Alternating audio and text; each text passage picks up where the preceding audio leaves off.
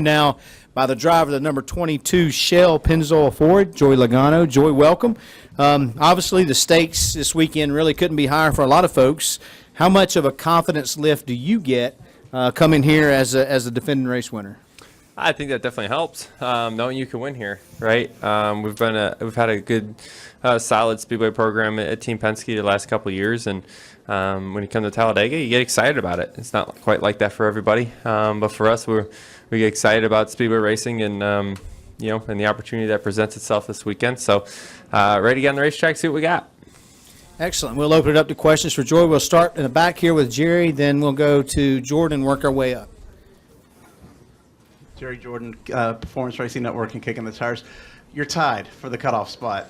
Technically, you're ahead, but you know that there's going to be a concerted effort by some to beat you and to knock you out. What kind of pressure is that for you, and how do you and Brad work together to make sure that you move on? I don't really think about how people are trying to knock me out. I think about how I'm going to knock other people out. Right? That's my attitude. If I'm on defense, we're not going to win. We better stay on offense. That's what this 22 team does. We're going to go out there and race hard. And that's what we know how to do when we come to speedways. Some other guys can do it good the other way, but for us, we're going to go out there, race hard, try to stay up front. Try to keep making our car better for the end of the race and be there at the end. We'll go now to Jordan. Joey Jordan Bianchi, SBNation.com. Going back to 2004 when Brad won here, you had a win coming into this race, and you did a lot to help Brad win that day. Was there a concentrated effort on your part to help him out? And before the race, did you guys talk what you guys were going to do? And can you take me through that? Yeah, that day there was. Brad was in a do-or-die situation. I had a lock. And so our main goal was to get Brad through. That was our goal. There was a lot of talk about how we help each other and how we can put him in a position to make the moves at the end of the race. And I gave him my commitment that I was going to be there for him. I was going to push him along. I was going to do everything that I knew how to do to help him win. That situation will happen throughout a lot of other teams this week. But it's something that Brad and I need to have an understanding that, hey, yeah, we're going to help each other as much as we can, but we both kind of got to win. So, it's a little bit different than that race. But at the same time, we're good teammates. We're going to race each other and we're going to help each other like we do every single week. We'll come up front here to Tom, then Bob, then Jeff, and work our way back. Joey, Tom Jensen, FoxSports.com. What's the strength of your restrictor plate program? Brad's one. Got a higher winning percentage than any driver in history on restrictor plate tracks, and you've done very well here. Why are you guys good? Well, I think there's a lot of different reasons for it. Having fast race cars has become key, I think, in these speedway races. I think we've had some fast cars lately. I think that helps. I think having a good understanding of the draft is something that's been a big deal. We were able to win a couple speedway races last year, so I feel confident that we still know how to do this.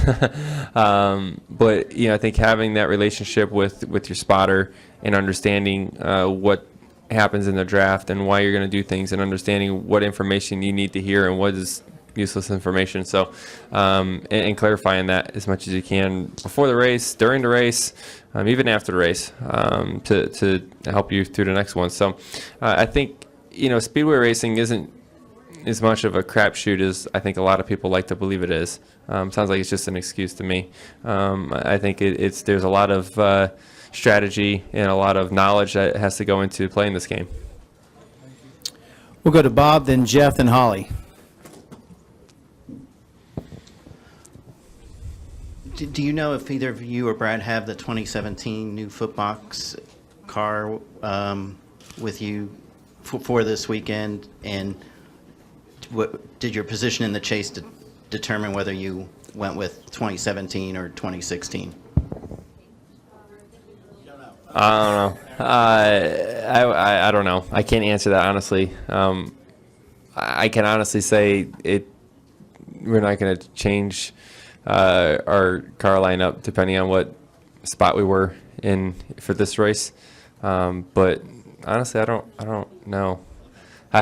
I focus on things that I can affect and things that involve me. And I'm sure, yes, you can make an argument that involves me quite a bit, but it doesn't really affect on me and the way I'm going to approach this race and race. So I didn't really get in the middle of that. We'll go to Jeff, then Holly, then Dustin. Joey, I'm back here behind the cameras, but I'm wondering about strategy-wise.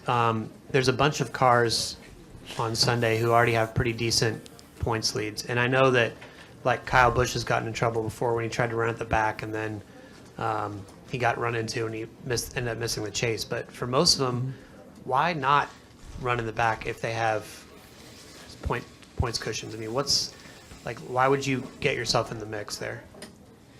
Oh, I think it depends on what your situation is. Everyone's situation is different, right? The bigger points cushion you have, you can argue that you can afford to go up there at a race, or you can argue that why would I go up there and race? But last I kind of checked, this thing's called a race, and I believe racers race, in my opinion. But everyone has their own way of doing it. So I don't know. I mean, I've seen people ride around in the back and crash.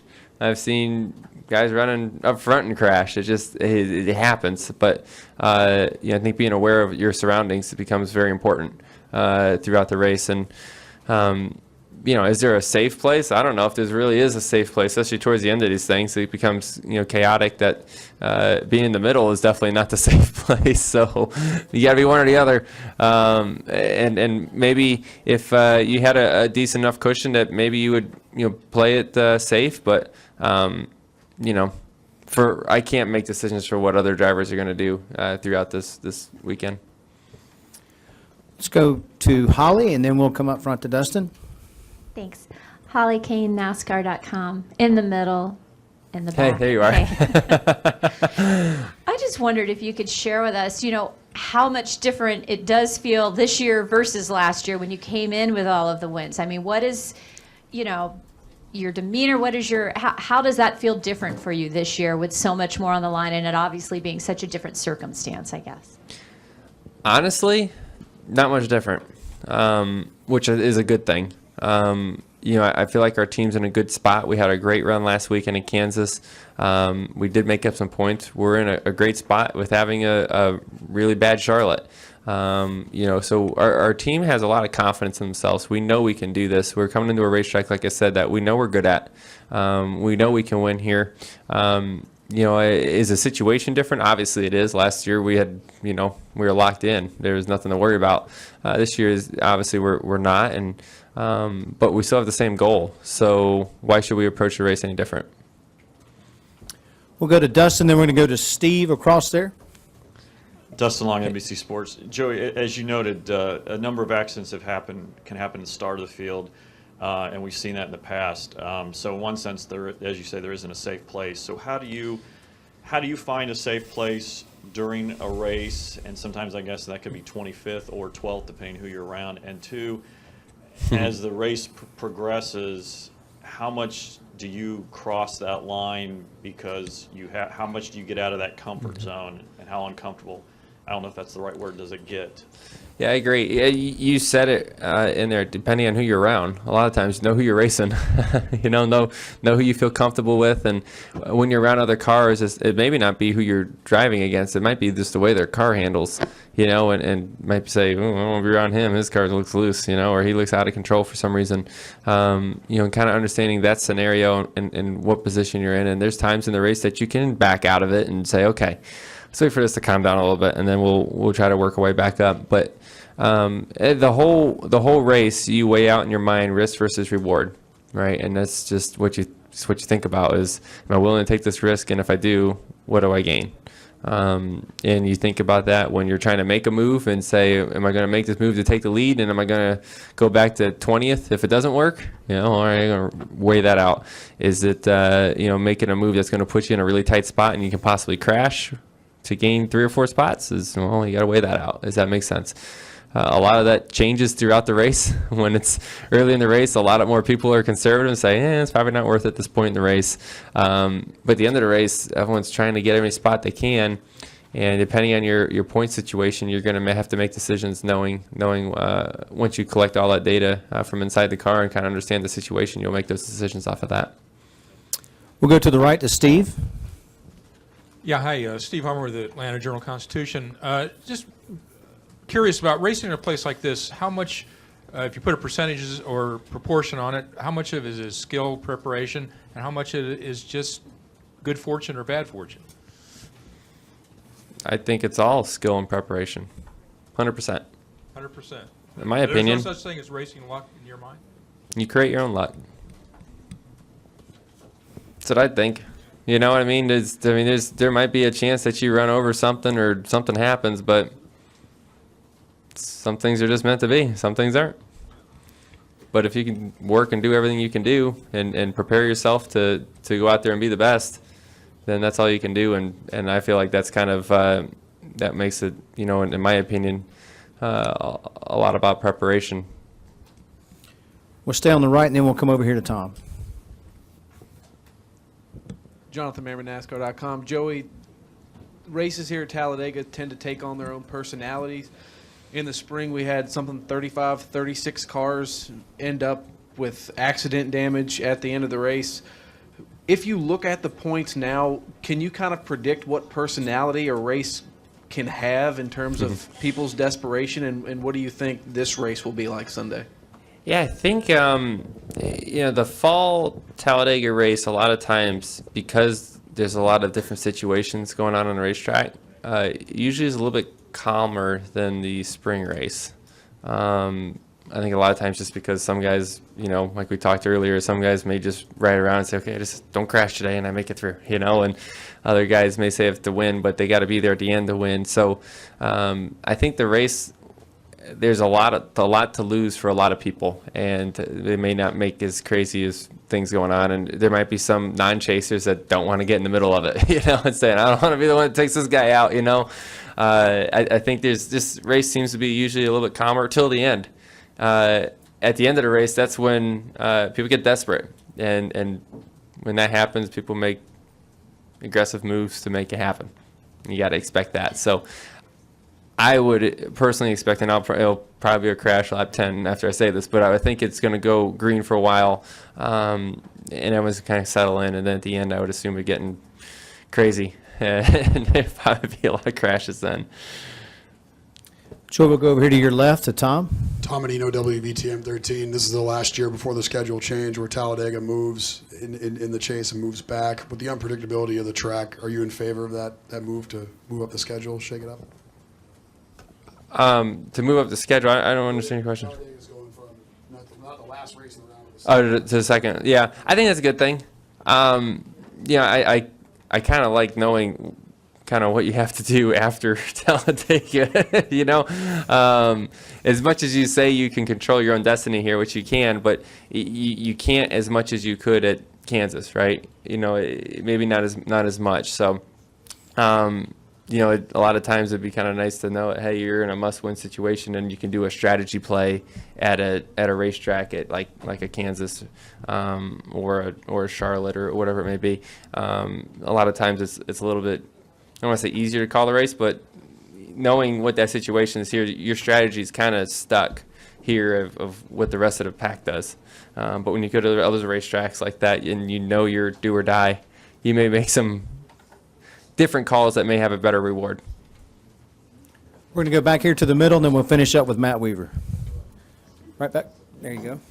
Caleb Whistler, Speedway Digest. So blocking has become a prevalent part of super speedway racing this year. How prevalent do you think it will be with this being an elimination race in the chase? Blocking? Yeah, I thought you said blogging, and I was like, we're blogging. Blocking, yes, is always going to be a big player in speedway racing. What goes on behind you dictates what you're going to do and what happens in front of you a lot of times. So I'd say there's more time that you look in your mirror than you look of what's going on in front of you, because these decisions are made on what's going on behind you. So yeah, maybe not necessarily as much blocking. It's just kind of understanding where the runs are coming from and getting into those lines. And yeah, it's going to happen all day. You'll see the leader going back and forth from lane to lane, trying to block them from getting on the outside of them or inside of them.